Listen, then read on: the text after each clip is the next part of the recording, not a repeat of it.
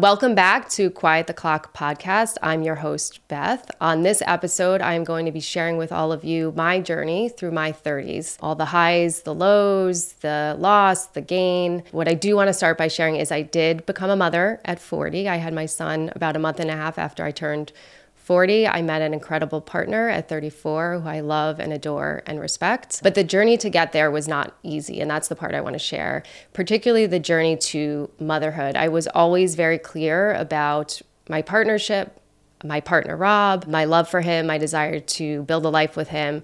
But, through me sharing my journey, I'm going to share our challenges, the difficulties, hard conversations, uncertainties. So I'm very committed to being really open, honest, and transparent here. I'm going to be super vulnerable. As a therapist, sometimes that's not our space, but I'm committed to do that because I think through sharing, it helps other women feel not so alone in their journeys to normalize some of these challenges.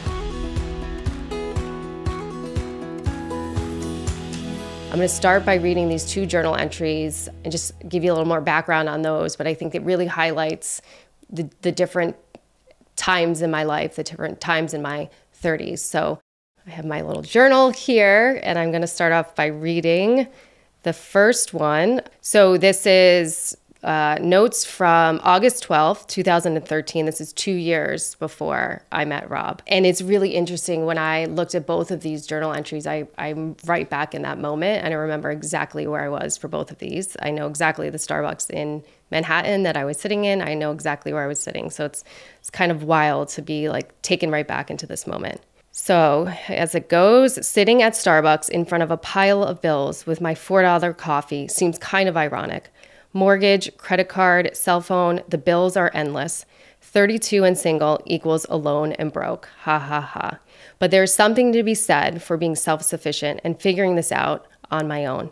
Every penny that goes to a bill is my own. Every debt incurred is mine to repay and figure out. There's a sense of pride in knowing I'm doing this on my own, that everything in front of me is mine to handle, maneuver, calculate, and recalculate. No one to ask me where the money went or why I bought the coffee or why I'm going to Montauk on a weekend I should work. Every decision is mine. Every dollar I spend is my own. At 32, I can say I am proud of how hard I work, the money I make, and the bills I'm working to pay off. It's all mine. I might just bartend, but it's a mean to an end. I've put myself through 2 master's programs, countless trips to Europe, California, Texas, Mexico. The list goes on and on. I might not have a ring on my finger, a nice house to call home, a baby on the way, but I have independence, a cute 1-bedroom condo that is mine, the ability to come and go as I please, and friends and family that support me in anything I do. 32 and a pile of bills doesn't seem so bad if you ask me, and the coffee tastes great too. So yeah, this was a very different time for me. I was single, but I felt really empowered, and I felt really proud of that. So I'm going to fast forward to 37, which was a very different time in my life. At this point, I was with Rob. I had been with Rob for about 3 years, and I'm going to share in another episode how we met. This, for me, highlights really the shift and the change. Again, I remember exactly where I was when I wrote this, and Rob and I had a lot of hard conversations, challenging times. And this was one of those nights where I just couldn't sleep. So I left our bedroom, I went on our couch, and I was just up in the middle of the night with my thoughts. So this is from March 28th, 2019 at 12:34 a.m. in the morning. Reread my note about being 32, alone and broke. So interesting to go back and read. Part of it talked about not having a ring on my finger, a home to call my own, or a baby on the way, but how it didn't matter because I was proud of my independence and owned and accepted my present state. It was an empowering read, a moment where, amongst a pile of bills and loneliness, I found strength and pride. Fast forward to now, I am 37, almost 38, and I'm still without any of those things. No home to call mine, no ring on my finger, and certainly no baby on the way. Although I do have 14 frozen eggs, which is both empowering and sad, I can't seem to reconcile the two emotions. And now, 5, almost 6 years later, I can't seem to find the strength and the pride in embracing my now. Instead of feeling strong, proud, and independent, I feel angry and sad and insecure.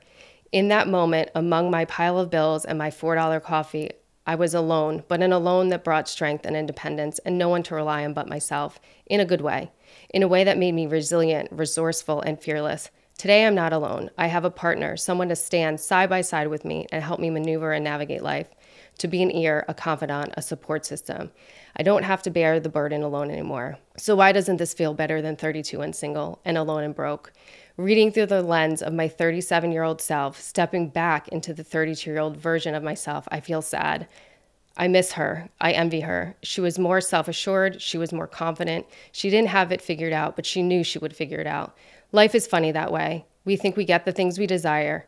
And oh my 32-year self definitely wanted a man. And that life just looks up. But what if you have to sacrifice or lose your independence, your strength, your self-esteem? Would it all be worth it? Ugh. Gosh, that really takes me right back. So yeah, I think those two journal entries really capture where the range of places I was at in my 30s, and being 32 and broke, but more empowered and independent. And 37, 38 was really a time of uncertainty and a loss of control, because now I had a partner who's amazing and great, but not every decision was up to me. And you're asking two humans to align on timing and decisions. And so it was really, really hard for me. I wanted to read those and share those just to give you sort of the range of my things, my emotions and things that I went through. But now I want to do a little bit more of an overview. So I would say for me, 34 was single and dating, and I'll get a little bit more into that. 34 to 36, I met Rob at 34, which fun and adventurous and travel.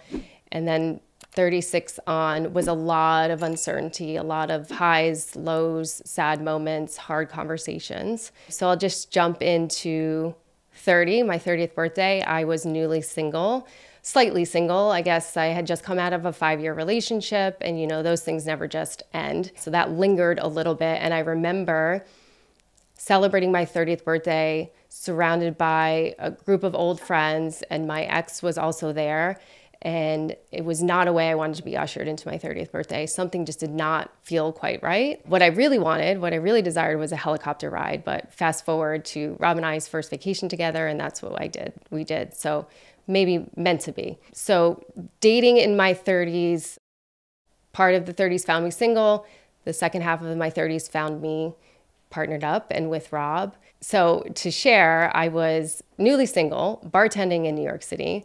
So you can only imagine there's lots of stories about dating and the cast of characters I dated, like literally someone on a TV show. It was fun, it was great, but it also created this narrative of me not being able to meet anybody. And I felt really sad about that. Everybody around me was getting married or having babies or buying homes. And I'm single and bartending in New York City. And there was a lot of judgment for me, self-judgment, that I couldn't meet anybody. And what I realized, you know, later looking back, I realized I had this pattern of dating unavailable people. And I want to be very clear when I say that no one was ever in another relationship. It was just they weren't emotionally available. They lived in other countries. They were movie stars. That these people were just never going to be relationship material. And I remember one person in particular that I was hanging out with, dating, whatever, said to me, he stopped me in my tracks, because he said to me, he said, "Beth, you think you're so open, but you're the most closed off person I know." I thought I was doing everything to meet somebody, and it created this narrative within myself that, you know, something was wrong with me, or why couldn't I meet anybody, or poor me. And you know, it's interesting, some things that people say to you in a very well-intentioned way when you're single. They'll say, You're still single? How are you still single? And sometimes I just wanted to say to them, I don't know. I really have no idea why I'm still single. But I think that messaging from that man was really interesting to me, and it allowed me to really self-reflect and understand my patterns and understand what I was doing to kind of get in my own way with dating. And right before I met Rob, I really came to this place of total acceptance, radical acceptance, where I was just like, you know what? I have so much to be grateful for. I feel so empowered with where I am in my life. I own this cute little one condo that's all mine. I can kind of come and go as I please. And I finally, in that moment, leaned into my singlehood, because prior to that, it was sort of the victim narrative or not feeling great about myself. And it was the ebb and flow of like, cool, I'm great with this life, I love being independent, to being so sad that I was single. And at 34, it really just felt so authentic to lean into this radical acceptance of, I love this life, I'm so happy with this life, I feel really good. And literally a month later, bam, I meet Rob. So I wish I had a little more time in that space. And I think that's part of the messaging, is I want women to feel more in that space, more in this place of loving their life, radical acceptance, being in the now and being really grateful. And that's something that I wish I spent more time in. So in the next episode, I'll share more about Rob and I and our story and how we met. You will see how radical acceptance kind of went out the window for me. But that's a very quick overview of my dating life and the narratives that I owned and the emotions that came up. And yeah, it was a hard time, but then there were fun times. And I finally met my match. And I think really getting to that place, being grounded and acceptance, opened me up to meet Rob. And it's really interesting. The universe tried to throw at me some of my old options and put people in front of me while I was getting to know Rob. And I really was able to see him for the first time, to see a person that was actually a good fit for me, that could actually be a long-term partner. So that's sort of a roundup on the dating. I definitely want to touch on friendship, because that was another place of loss and gain. And after leaving my 5-year relationship, as it happens most, you lose people because you gain people through those relationships. And my ex-boyfriend had a whole group of friends, couple friends, and we did everything together. Weekends away, weekends, dinners out, partied, became close friends with the girlfriends. And once that relationship went, a lot of those relationships went with it. So I find myself 30, 31 with really no more of a social life. My sister was still included in that group because she was dating someone at the time that was friends with my ex. I really looked around and I didn't really have anyone, and I didn't relate to anyone because they were all still in relationships. They were all moving towards marriage and family.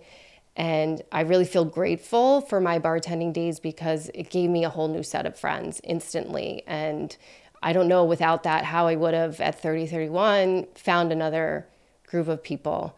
But with that came a lot of judgment because I was 30, 31, and a lot of people bartending were like 21, 22, and all great, amazing people. But sometimes I would be out with like a 20-year-old. I'm like, what am I doing? What am I doing? I should be doing something else. I was really judging myself for how I was spending that time, and not who I was spending time in terms of the people, because they were amazing people. It's just at 30, 31, you think you should be with a different crew of people, or you should be doing different things.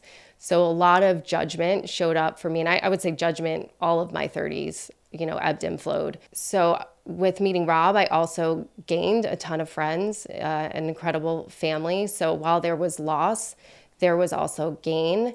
I did lose a friend that was really, really dear to me. And it was really through sort of my journey evolving more quickly than hers, and me getting to a place where I did have a partner, and I did eventually become pregnant. And I think you can hold space for both. I think you can be excited and celebrate those milestones for other people, but also feel really, bummed out or sad that you're not there yet. And unfortunately, I think for her, she couldn't hold space for both. And so that was really, really a devastating loss for me, because, for quite a while, we were really connected on our journeys and on the same path until, our paths changed a little bit. So, I learned that friendships come and go, and that can also be a place of acceptance, as hard as that is, as upsetting as it is.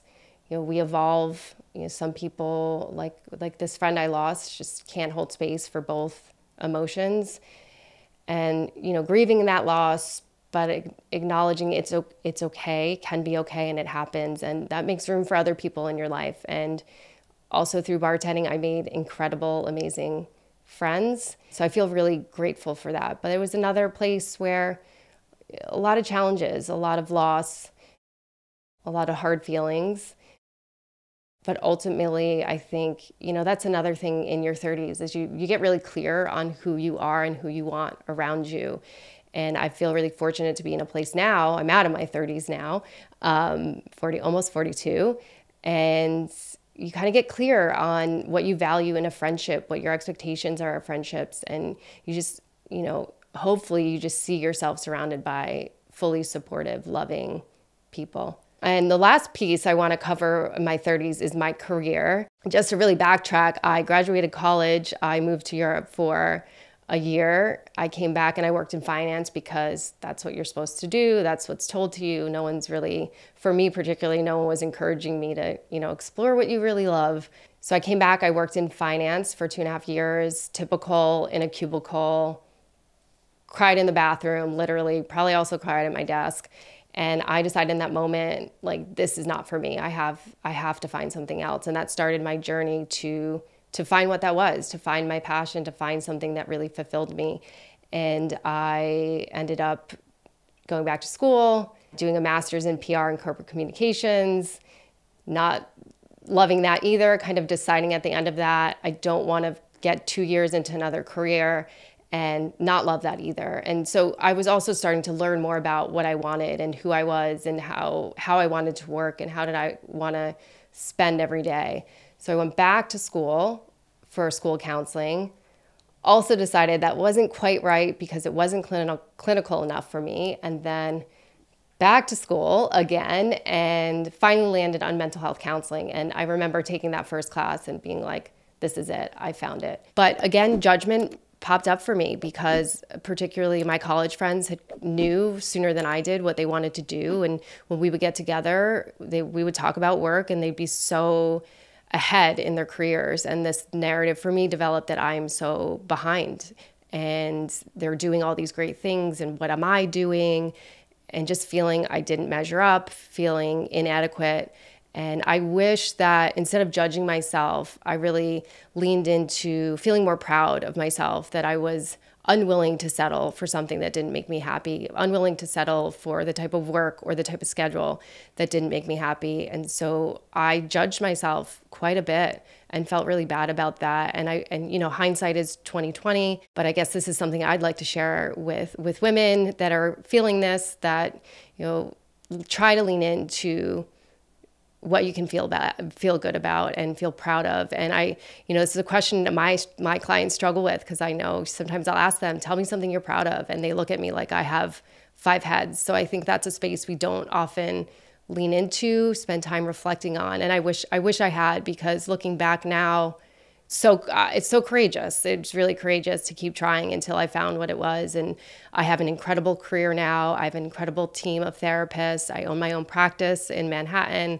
I get to do this amazing opportunity. But if you asked me at that moment of time on a weekend hanging out with my college friends, I never would have saw any of this for myself, because there's just too many moments where I was feeling left behind, or that, I was running out of time to get it figured out. I'll also say that judgments showed up externally. And I remember being in my master's program at the time. My sister was working on Wall Street. She was working in finance. And funnily enough, she doesn't work in finance anymore. She does something quite different. And being at one of these work events that they were hosting, and everybody asking me, what do you do? And I would say, I bartend.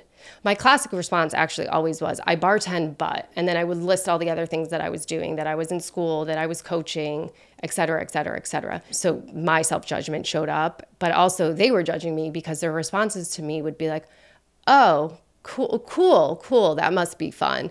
And I remember thinking to them, yeah, it is actually cool. I probably make more money than you, and I get to travel whenever I want.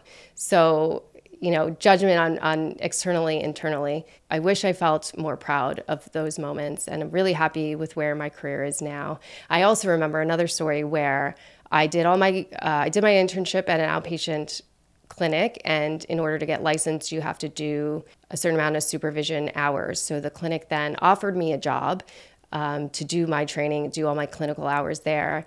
And I remember thinking, there was never a thought in my mind that I wouldn't take that job. But I remember thinking, shoot, I have to go back to a traditional schedule. I have to do a regular Monday through Friday, 9 to 5. I think it had been years since I had to be anywhere at 8:30 on a Monday morning. And so this resistance showed up where, God, I can't believe that's everything I was like working my way away from. And I remember being on a run on a phone with my friend at the time and telling her this. And she says to me, this is what people do, Beth. This is a normal job. You have to go to work Monday through Friday. And I remember that sticking with me. And so now I work Tuesday through Thursday. I don't work Mondays and Fridays. So really this incredible journey to find what worked for me. And I empower everyone to do that, to not be afraid to take those leaps, to take those risks, to explore, to learn.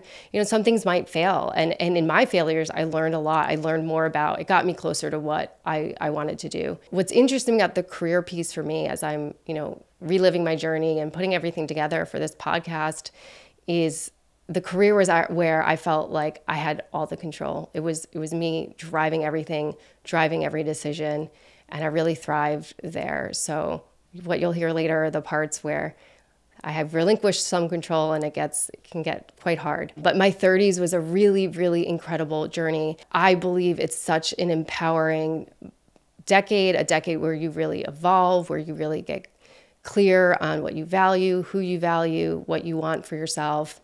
It's also really hard. It's really hard if your journey is one that looks similar to mine, where you don't reach those milestones. It looks different than your friends. It looks different than what you told it was supposed to look like. It looks, if you don't partner up, or if you're not married, or if you don't have a baby. So a lot of highs and lows. And I learned a lot. I learned that I can be resilient. I learned that I could be devastated. I learned that I will lose friends. I learned that I can gain new friends. I lost a lot. I gained a lot. So really, duality of life. And, you know, my hope with this podcast is helping women navigate this decade in a way that they can celebrate themselves more, that they can feel empowered by their journey, they can feel proud of their journey, and move away from comparison, move away from being focused on what we don't have versus what we do have. And that was really hard for me. I did not do the best job of that. And so this is part of the intention of the podcast. This is definitely the intention of me sharing my story. So I hope it's helpful to others. And in future episodes, I'm going to dive into more of my story. Thank you for joining us on this episode of Quiet the Clock and being alongside to hear my journey. Next episode, I'll be talking more about my relationship with Rob and our challenges and highs and lows. If you're interested to hear more, subscribe to our channel.